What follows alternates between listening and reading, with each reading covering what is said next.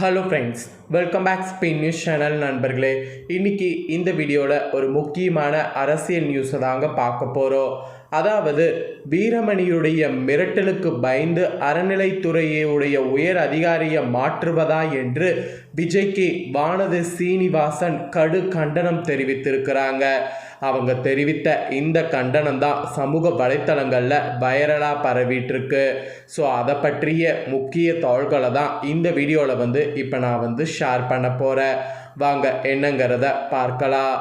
பாஜகவின் வானதி சீனிவாசன் தனது சமூக வலைத்தள பக்கத்தில் இந்து மத வெறுப்பாளர் வீரமணி அவர்களுடைய மிரட்டலுக்கு முதலமைச்சர் ஜோசப் விஜய் பணிந்திருப்பது கடும் கண்டனத்துக்குரியது என்று அவர் குறிப்பிட்டிருக்கிறார். அதாவது ஆட்சிக்கு வந்ததும் ஐஏஎஸ் ஐபிஎஸ் அதிகாரிகளை இடமாற்றம் செய்து வரக்கூடிய முதலமைச்சர் ஜோசப் விஜய் அவர்கள் இந்து சமய அறநிலைத்துறை செயலாளராக ஐஏஎஸ் அதிகாரி ஸ்வர்ணா அவர்களை நியமித்தார். அவர் எந்த சமூகத்தை சேர்ந்தவர் என்பது யாருக்கும் தெரியாத நிலையில் அவரது ஜாதியை கண்டுபிடித்த திராவிடர் கழக தலைவர் வீரமணி அவர்கள் பிராமண சமுதாயத்தை சேர்ந்தவரை இந்து சமய அறநிலைத்துறை செயலராக நியமிப்பதா என கேள்வி எழுப்பியிருந்தார். அதைத் தொடர்ந்து இந்து சமய அறநிலைத்துறை அமைச்சராக நேற்று ரமேஷ் பதவியேற்றார். அவருடைய ஜாதியை ஆராய்ச்சி செய்து கண்டுபிடித்த வீரமணி அவர்கள் இந்து சமய அறநிலைத்துறை அமைச்சர் செயலாளர் என இரு பதவிக்கு பிராமணர்களை எப்படி நியமிக்கலாம் என மிரட்டல் தோனியில் அறிக்கை விட்டிருந்தார். இந்நிலையில் இன்று இந்து சமய அறநிலைத்துறை செயலாளர் பொறுப்பிலிருந்து ஸ்வர்ணா அவர்கள் விடுவிக்கப்பட்டு சுற்றுலாத்துறை செயலாளராக நியமிக்கப்பட்டுள்ளார். இந்து மத வெறுப்பாளரான வீரமணியுடைய மிரட்டலுக்கு முதலமைச்சர் ஜோசப் விஜய் அவர்கள் பணிந்து விட்டாரா என்ற சந்தேகம் இப்ப எழுந்திருக்கிறது. முதலமைச்சராக பதவியேற்றதும் சென்னை வேப்பேரியில் உள்ள திராவிடர் கழக தலைமை அலுவலகத்திற்கு சென்று வீரமணி அவர்களை ஜோசப் விஜய் சந்தித்ததால் இந்த சந்தேகம் வலுப்படுகிறது. வீரமணியின் மிரட்டலுக்கு பணிந்து ஒரு ஐஏஎஸ் அதிகாரி மாற்றப்பட்டுள்ளதால் அதிகாரிகளிடையே ஜாதி பற்றிய தாக்கத்தை ஏற்படுத்தியிருக்கு. இனி ஜாதி மத அடிப்படையில் தான் நியமனங்கள் இடமாறுதல்கள் நடக்குமா என்ற அச்சத்தை ஏற்படுத்தியிருக்கு. இந்து மத வெறுப்பாளர் வீரமணி அவர்களுடைய மிரட்டலுக்கு முதலமைச்சர் ஜோசப் விஜய் பணிந்திருப்பது கடும் கண்டனத்துக்குரியது என்று அவர் கூறியுள்ளார். ஸோ தற்போது இந்த நியூஸ் தான் சமூக வலைத்தளங்களில் வெளியாகி ஒரு பெரிய கேள்வியை மக்களிடையே ஏற்படுத்தியிருக்கு. மக்களிடையே மட்டும் கிடையாது, அதிகாரிகளிடையே இது ஒரு திடுக்கிடுமாக கேள்வி எழுந்திருக்கு. ஸோ இதுக்கு பார்த்தீங்கன்னு வச்சுக்கோங்களேன், முதலமைச்சர் விஜய் அவர்கள் இன்னும் எந்த ஒரு இதையும் அறிவிக்கவில்லை.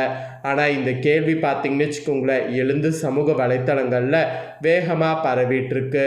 ஸோ இந்த ஒரு இதுதான் பார்த்தீங்கன்னு வச்சுக்கோங்களேன் இப்போ பேசும் பொருளாகவே மாறியிருக்கு. இதை பற்றிய உங்களுடைய கருத்து என்ன அப்படிங்கிறத கமெண்ட் பண்ணுங்கள். அதோடு லால்குடியில் தோல்வி அடைந்த கூப்பா கிருஷ்ணருக்கு அரசில் முக்கிய பொறுப்பு பார்த்தீங்கன்னு வச்சுக்கோங்களேன் உத்தரவு பிறப்பித்திருக்கிறாரு முதலமைச்சர் விஜய் அவர்கள்.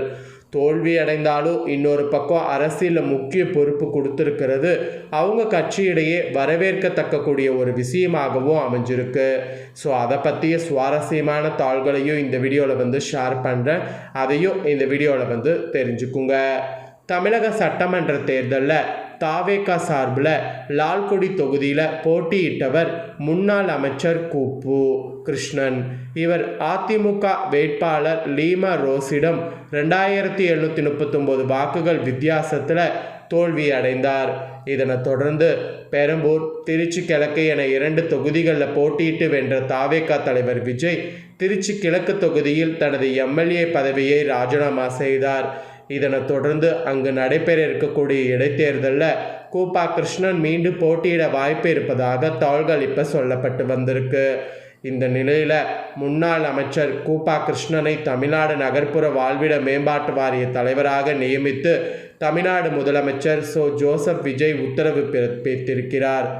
தாவேகாவிடைய இந்த ஒரு முக்கிய செயல் பார்த்தீங்கன்னு வச்சுக்கோங்களேன் சமூக வலைத்தளங்களில் வெளியாகி ரொம்ப வைரலாக பரவிட்டுருக்கு. இது குறித்து வெளியிடப்பட்டுள்ள அறிவிப்பில் ஏழை எளிய மக்களின் வாழ்விடங்களுடைய மேம்பாட்டுக்காக உருவாக்கப்பட்ட தமிழ்நாடு நகர்ப்புற வாழ்விட மேம்பாட்டு வாரியத்தின் மூலம் குடியிருப்புகளை உருவாக்குதல், உறைவிடங்களில் மறுகுடியமைப்பு செய்தல் போன்ற பணிகள் மேற்கொள்ளப்பட்டு வருது. தமிழ்நாடு முதலமைச்சர் ஜோசப் விஜய் 22ஆம் தேதி தமிழ்நாடு நகர்ப்புற வாழ்விட மேம்பாட்டு வாரியத்தின் பல்வேறு நலத்திட்டங்களை மேற்கொள்வதற்கு தமிழ்நாடு நகர்ப்புற வாழ்விட மேம்பாட்டு வாரியத்தின் தலைவராக கூப்பா கிருஷ்ணனை நியமனம் செய்து ஆணையிட்டுள்ளார். ஸோ இந்த மாதிரி ஒரு விஷயத்தை அவர் செய்தது இன்னொரு பக்கம் பார்த்தீங்கன்னு வச்சுக்கோங்களேன், தாவேகா தொண்டர்களிடையோ தாவேகா கட்சி உறுப்பினர்களிடையோ பயங்கர ஒரு இதை ஏற்படுத்தியிருக்கு. ஏன்னா இவர் தோற்று போனாலும் இவருக்கான உரிய ஒரு அங்கீகாரத்தை கொடுத்து அந்த கட்சி இந்த மாதிரி ஒரு பொறுப்பு கொடுத்துருக்கிறது வரவேற்கக்கூடிய விதமாக அமைஞ்சிருப்பதாக சமூக வலைத்தளங்களில் பேசும் பொருளாக மாறியிருக்கு. ஸோ தற்போது இந்த நியூஸும் சமூக வலைத்தளங்களில் வெளியாகி ட்ரெண்டிங்காக பரவிட்டுருக்கு. ஸோ இது வரைக்கும் பார்த்தீங்கன்னு வச்சுக்கோங்களேன், ஆட்சி அமைத்ததுலேருந்து ஒவ்வொரு விஷயத்தையும் மக்கள் நலனுக்காக பார்த்து செய்கிறாரு. ஒவ்வொன்றுமே மக்களுக்கு எந்த பாதிப்பும் வரக்கூடாது, அதோடு யாரும் எந்த விதத்துலையும் கஷ்டப்படக்கூடாது அப்படிங்கிறதுல தெளிவாக இருந்து ஒவ்வொன்றையும் பார்த்து செய்கிறாரு. ஆனால் ஒரு சில நேரங்கள் அவர் செய்யக்கூடிய சில விஷயங்கள் மக்களிடையே கேள்வியை அதிரடியாக எழுப்புது. அதுதான் அவர் செய்த அந்த ஆட்சி மாற்றம். அதாவது அவர் ஒருத்தரை நியமித்தோன்னு திரும்ப அந்த ஒரு இவர் சொன்னதுக்காக மாற்றினது மக்களிடையே இன்னும் ஒரு பேசும் பொருளாகவே இருக்குது. ஆனால் அது ஏதாவது ஒரு காரணம் இருக்கும் அப்படிங்கிற மாதிரி தான் இன்னொரு பக்கம் தங்களுடைய கருத்துக்களை தெரிவிக்கிறாங்க. எது என்னவா இருந்தாலும் தற்போது மாற்றம் ஏற்பட்டிருக்கிறது உறுதியாக இருக்குது அப்படிங்கிறதுனால இது பார்த்திங்கன்னு வச்சுக்கோங்களேன், கண்டனத்துக்குரியதாகவே அவங்க சில பேர் குறிப்பிடுறாங்க. அதில் ஒரு சிலர் பார்த்திங்கன்னு வச்சுக்கோங்களேன், தங்களுடைய சமூக வலைத்தள பக்கங்கள்லேயே டைரெக்டாக குறிப்பிடுறாங்க. அதில் தான் பார்த்திங்கன்னு வச்சுக்கோங்களேன், வானதி சீனிவாசன் கண்டனம் தெரிவித்து அவங்களுடைய தளத்தில் இந்த ஒரு மெசேஜை தெரிவித்திருந்தாங்க. அதை தான் நான் உங்களுக்கு இப்போ ஷேர் பண்ணேன். ஸோ மிரட்டலுக்கு பயந்து கண்டிப்பாக அறநிலைத்துறை உயர் அதிகாரியை இவர் மாற்றிருக்க மாட்டார் அப்படிங்கிறது தான் எல்லாருடைய ஒரு குற்றாகவும் இருக்குது. ஸோ ஏன் மாற்றினாரு, எதனால் மாற்றினாரு அப்படிங்கிறது பொறுத்து இருந்து தான் பார்க்கணும்.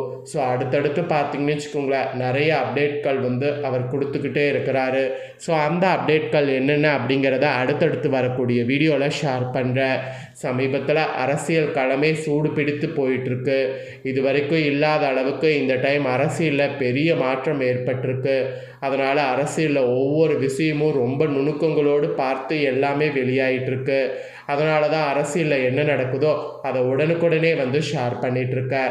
ஸோ அப்படி தான் இந்த ஒரு நியூஸும் இப்போ வெளியாக இருந்தது. அதனால் அதையும் உங்ககிட்ட ஷேர் பண்ணிட்டேன்.